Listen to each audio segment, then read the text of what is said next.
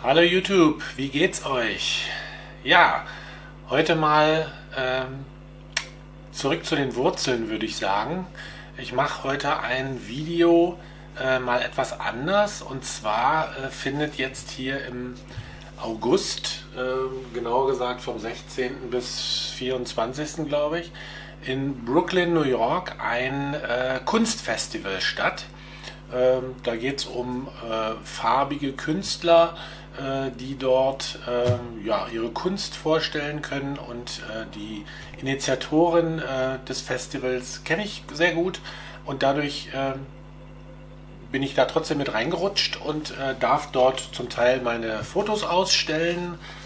Es ist natürlich in Corona-Zeiten kein Festival mit Tausenden von Besuchern, das ist völlig klar, sondern das ist mehr so eine Art Online-Event. Ich verlinke auch unten mal die Seite. Da könnt ihr euch das mal auf jeden Fall anschauen. Ihr könnt auch Tickets erwerben, um dort dran teilzunehmen. Ihr könnt dort ja, Kunst erwerben, ihr könnt euch dort Sachen anschauen. Es wird dort Sachen geben, da geht es um Kochen, da geht es um Fotografie, da geht es um viele andere Sachen. Eine ganz tolle Geschichte. Und ja, da bin ich wirklich stolz, dass ich da ein Teil von sein kann. Und für dieses Festival mache ich unter anderem ein Video, wo ich den Leuten versuche zu erklären, wie man als ja, Fotografie-Beginner, Anfänger, was man braucht, woran man denken muss, so die Basics erklären. Natürlich kann ich das nicht in Deutsch machen, sondern das muss ich in Englisch machen. Deswegen hier nur eine kurze deutsche Einleitung, und gleich im Video wechseln wir dann in die englische Sprache.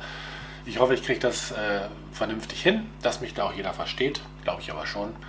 Und ja, also freut euch drauf, und deswegen switchen wir jetzt um und gehen in das Video, was ich anlässlich des Brooklyn Ubuciko Festival gemacht habe, und viel Spaß dabei!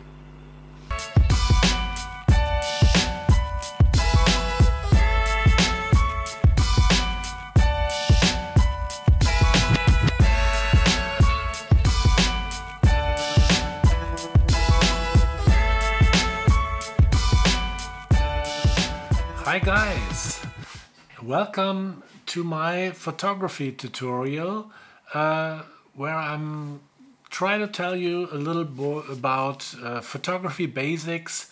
If you're a beginner, if you want to start your hobby photography, if you want to make photography your work of living as a profession, whatever, you're a starter, you're a beginner, and you want to learn a little bit about the basics.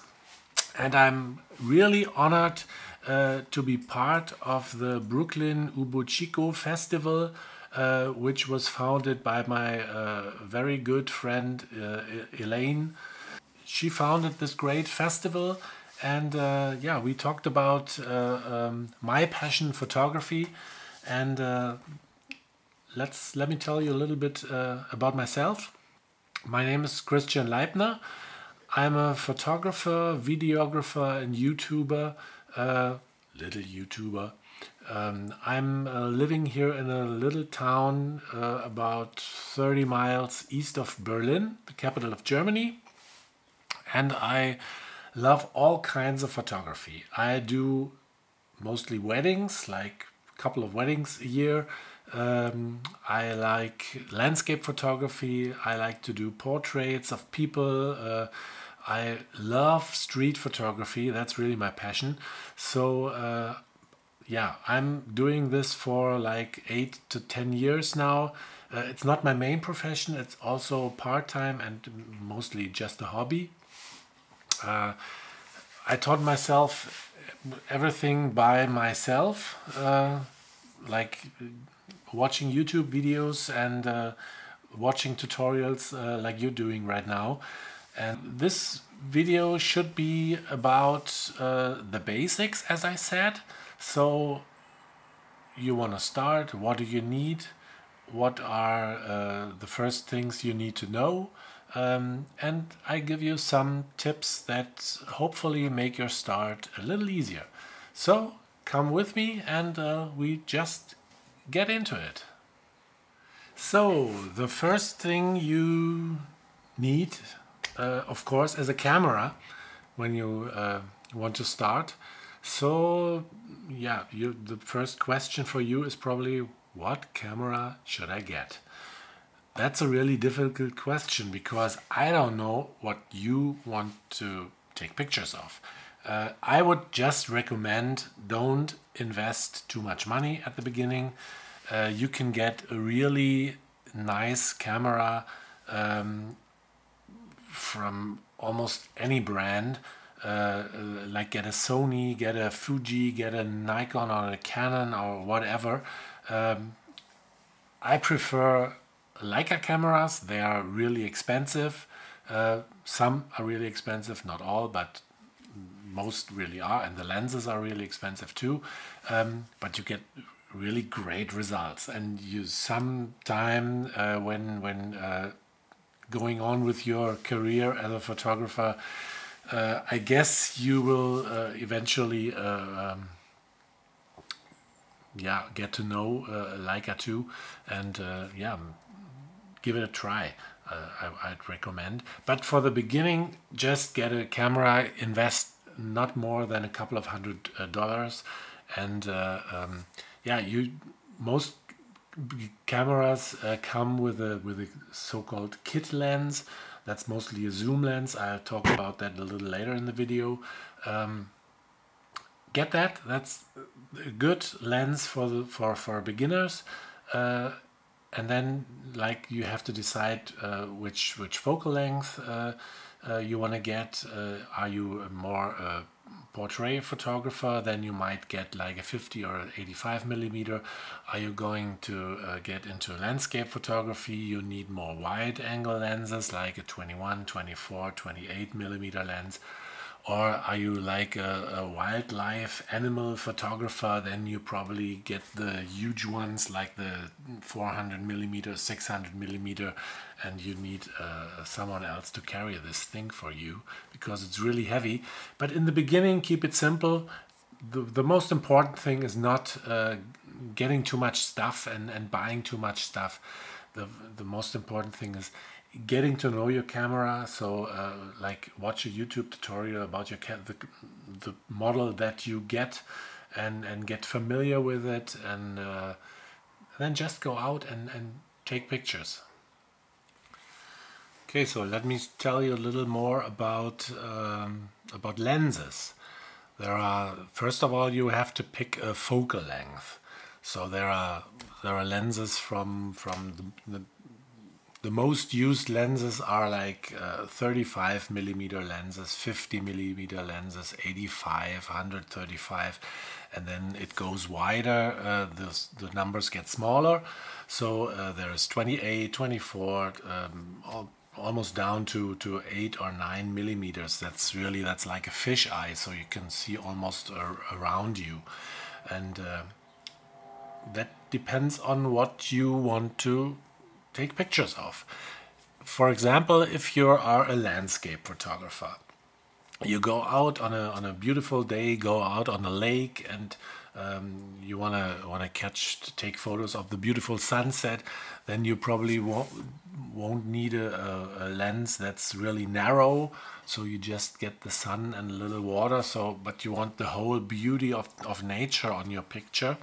So you probably take a wide angle lens, that's what it's called, and there you have like your focal length would be great from like 16 to 28 millimeters.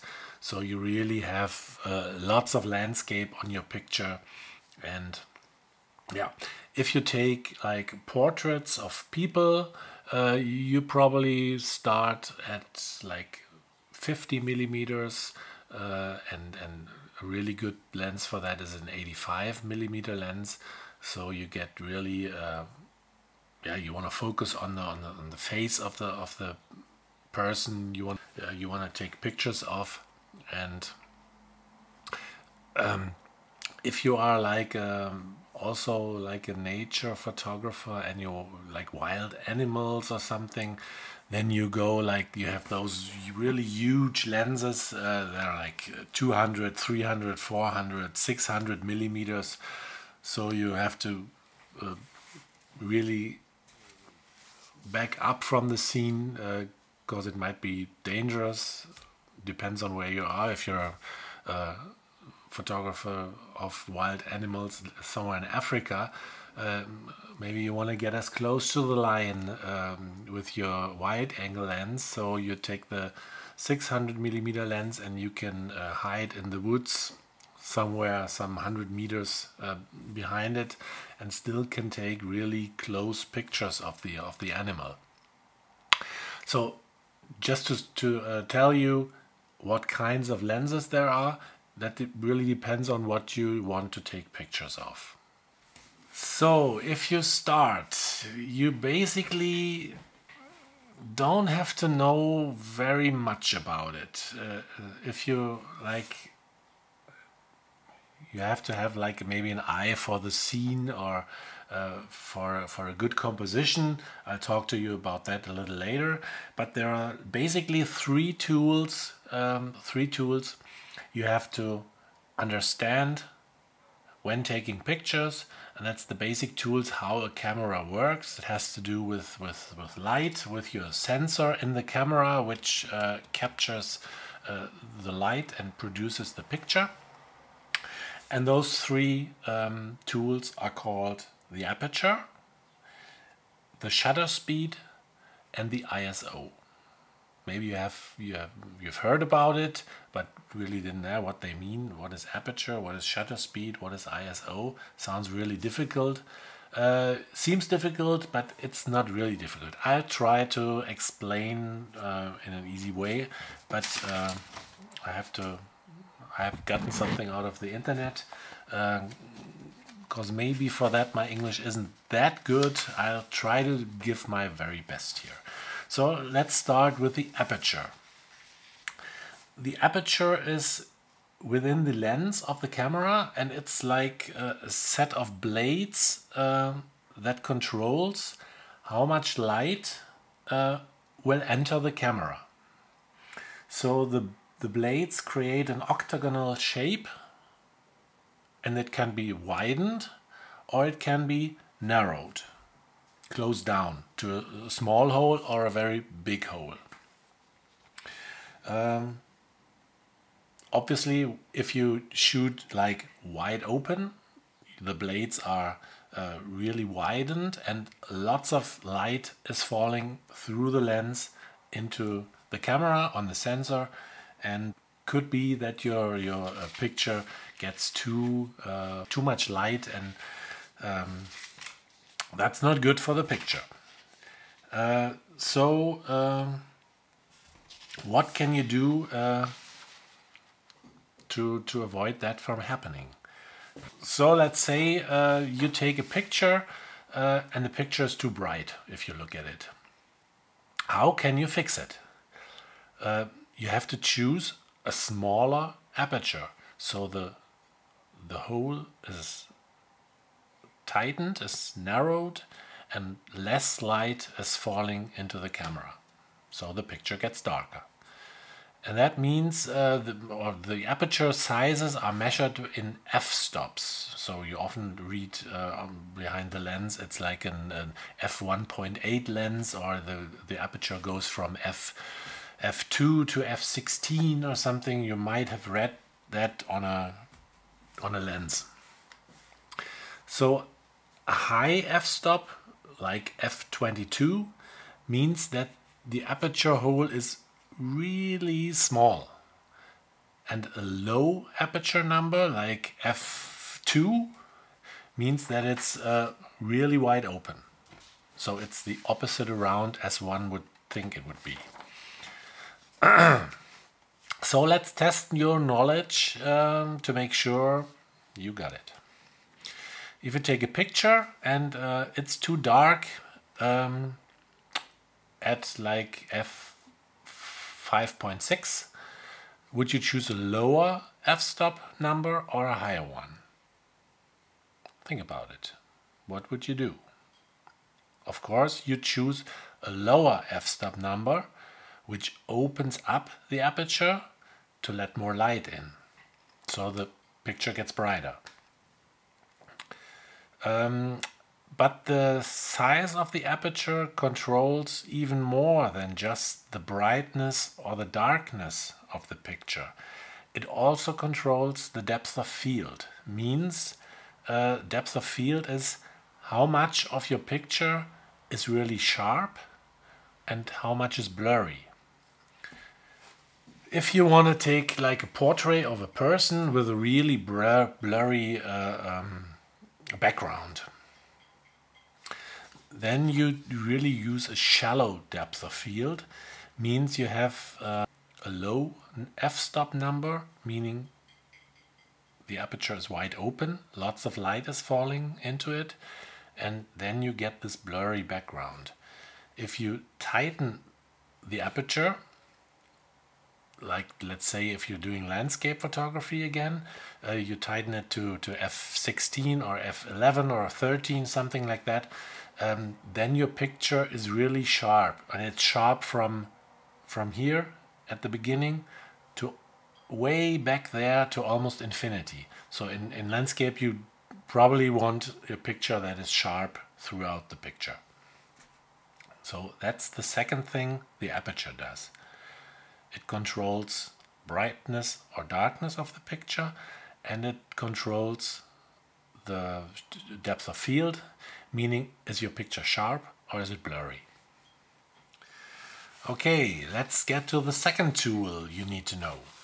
It's called the shutter speed. What is shutter speed? The shutter is like the curtain of your camera. It quickly rolls over your image sensor and allows by this light to shine onto the sensor just for maybe like a fraction of a second. And the longer the shutter allows light to shine onto the sensor, the brighter the picture will be. A darker picture is produced when the shutter or the curtain, like think of theater, moves really quickly and allows only a tiny fraction of a second for the light to shine onto the sensor. Then it's probably it gets darker by this. So like a shutter speed of half a second will allow more light to touch the image sensor and will produce a brighter picture than a shutter speed of, let's say, 1/200 of a second, which is really fast. So if you're taking a picture and you look at it and it's too dark, then you can just use a slower shutter speed. You reduce it, and therefore the shutter gets slower and more light gets onto the sensor, and the picture will be brighter. Just as the aperture controls not only one thing but two things, the shutter speed does the same. So here it gets a little more complicated. It's like we said, it's also principally responsible for controlling the amount of blur that's in a picture. So yeah, if you think about it, it just makes sense that the shutter speed controls how much blur is in the picture. If you think of me sitting here at my computer desk and talking to you, and I'm waving to you. And I'll take a picture of that with a shutter speed of 1/30th of a second, let's say. Then my hand will have moved in the time the shutter lets light onto the sensor. In 1/30th of a second, my hand will, have moved quite some way. And that will result in a blurry, hand on your picture. I'm sitting still, I'm in focus, but my hand will be blurry. If you don't want that to happen, you have to increase the shutter speed, like let's say to 1/320th of a second. So that's really fast. And at this speed, my hand will also have moved a little. But the shutter is so fast that it will not be noticeable on the picture, the small way that my hand will have moved during that time. So that result is then a blurry image, or an image where everything is in focus, although people or cars or whatever you're taking pictures of are still moving. You have to keep that in mind when taking pictures. Okay, let's get to the third thing. You have to know the third tool to really understand your camera, how your camera is working. And that is called the ISO or ISO. Some people say ISO, but it's ISO. It's an acronym, but nobody really knows what it stands for. It really stands for International Organization for Standardization. That's what ISO is. The ISO controls also the exposure of your image by using software in your camera. And this software makes it more or less sensitive to light. That's what ISO does. It sounds really complicated. It took me quite some time to understand that. It's probably the most complicated of the three tools I'm telling you about. Like ISO is measured in numbers. Like a low ISO starts like, let's say, ISO 100, and it goes up to like ISO 1600, 3200, always doubles. And in modern, really good cameras, it goes up to more like ISO more than 100,000. That's really difficult to explain. It's difficult in German to explain, but it's rather more difficult to explain in English. The drawback to increasing your ISO is that it makes your picture noisier. You probably have found that out. Like, let's say you have taken a picture at night with your cell phone, and you look at it and you see it's all noisy and grainy, and that's what ISO does. It tries to make the picture, it tries to compensate for the lack of light, for the dark scene. It chooses automatically a higher ISO setting, but on the other hand, that causes the picture to get grainy, and that doesn't really look good. So with an old camera, wait, I have to have the picture back here. That looks better here. Great. Where were I? I don't know. If you have an old camera, it's probably only capable of ISO like 1600, 3200, and it gets grainy at those numbers. So modern cameras like the new Sonys or Canons or Nikons, you see no difference if you choose a high ISO up to 12,000 or 25,000. It really looks like a really great picture. So you can really take pictures at almost darkness and still have no grain on it, and that's really good.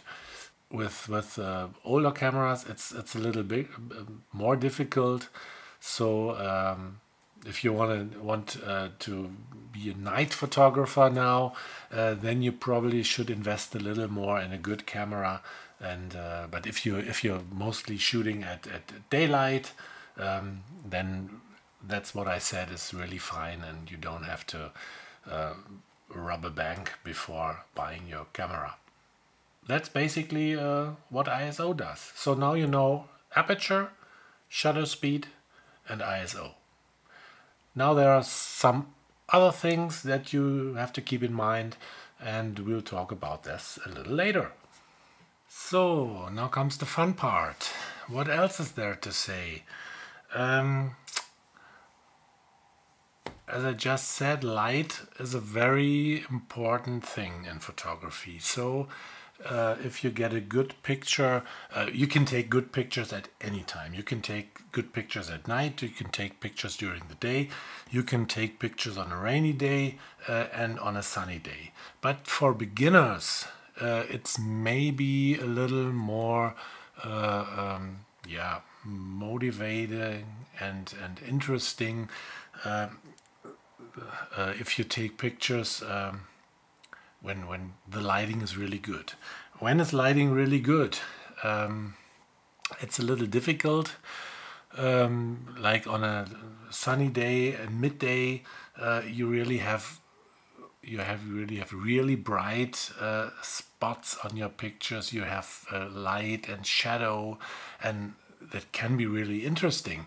But it's to get a good picture out of it, it's more complicating. Like if you have a cloudy day, like the sky is the clouds, like they work like a big softbox for you. And the light is really good. You have no shadows like on your face if you're taking pictures of people. Yeah, so keep that in mind if you want to take good landscape pictures. Yeah, you have to get up really early or stay up in the summer till the sun goes down. Then you have like the so-called golden hour or the blue hour at night when the light is really soft and yeah, it's really beautiful outside then. So wait for the good light to take pictures. And then I really love street photography. So yeah, wait for this decisive moment to get a really interesting picture. There has to be the picture. In my opinion, the picture has to tell like a little story, and you can tell a story in one instant of a second on that picture. That's what great street photographers have achieved. So also maybe take photo books, go to the library and look through it, buy some, go to like some bookstores and have a look at it and get inspired and get motivated.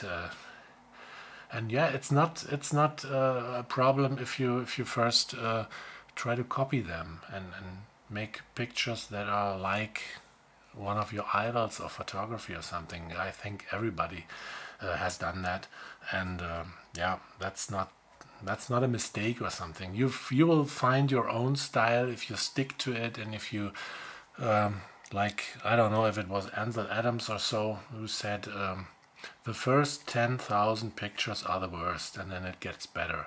So just go out and shoot. Just go out and take pictures. Every day have your camera with you, like you have your smartphone with you, and take pictures of interesting things. And yeah, if you have like one or two good shots that you really like, then that's a good achievement for the day.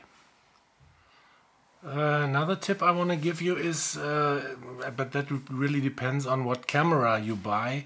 Most cameras, like I said, have a kit lens, and most of the kit lenses are zoom lenses, and that might be a good start for you as a beginner. Like if you do, let's stick to street photography. It's probably, for me, it's not really difficult anymore to get like really close pictures of strangers on the street. And I know in New York it's not really a problem to take pictures of strangers. They're used to that, and they don't care, and you rather get into a really nice talk with them, and I've got to meet lots of very nice people through taking pictures on the street, and I love it. Here in Germany, it's a little more difficult. Everybody is, well, did you take a picture of me now? So please delete it from your camera. And they are like that. They're really not into it. So regarding that, as a beginner with a zoom lens, you can back up a little more. You don't have to be that close to them to get good pictures. So use your zoom lens and yeah, try to do this. You can also use it when taking portraits or landscape photography. You can yeah, take more variations of pictures of everything, and that's good for a zoom lens. In other way, you have to like buy a wide angle lens, you have to buy a 50mm lens, and you buy a telephoto lens. So you have to buy 3 lenses. You have all that in a zoom lens. Sometimes the zoom lenses aren't as good as the lenses that only have one focal length. That's why they're also called prime lenses. But as a beginner, I would say try a zoom lens. Another tip I want to give you is use aperture 8. Just that simple. When using f-stop 8 on your camera, everything on your picture will be in focus. That's like the universal f-stop, one could say. So you have like the focus will be in the front, the focus will be all the way in the back. So you don't have to think about your aperture, shutter speed, ISO all the time. So get rid of the aperture, and most cameras they have like a setting. You go to that's called aperture priority, and you set that to aperture 8, and then your camera will always operate at f8. And depending on the light or depending on the situation, it will then adjust the shutter speed if you're like in aperture priority. You can also set your camera to shutter priority, and in this way you like say, I want all my pictures at 1/50th of a second. And then if it's dark or bright, the camera will choose the f-stop for it. But this could result in, like I said, blurry images with a blurry background or something, and I don't know if you want that. So you have to keep that in mind, but aperture 8 is for a beginner a really good way to go, and you get really good results, I promise. Another really good tip is for beginners. Yeah, it's probably maybe a little difficult, because if you're new into photography and you like go to YouTube or you go to Amazon and you think, well, is my gear good enough? Can I get something else? If I get a better camera, will I take better pictures? Yeah, you're into this so-called gear acquisition syndrome. That's like the illness of photographers, and they then spend their time buying gear instead of going out and taking pictures. So a good tip is use your camera and go out and take only one lens with you, and try to take pictures with this one lens only. You don't need a big backpack, and you need lights and like tripods and stuff like that. One camera, take it over your shoulder, take one lens, decide which focal length you take with you, and then stick to it like for a week, for 2 weeks, for 3 weeks, and really get to know your camera and get to know this specific lens and what it does and what kind of pictures it creates, and then you can move on. And yeah, that's my tip number, I don't know where we are, 5, 6, 7, 37, I don't know. I have some more.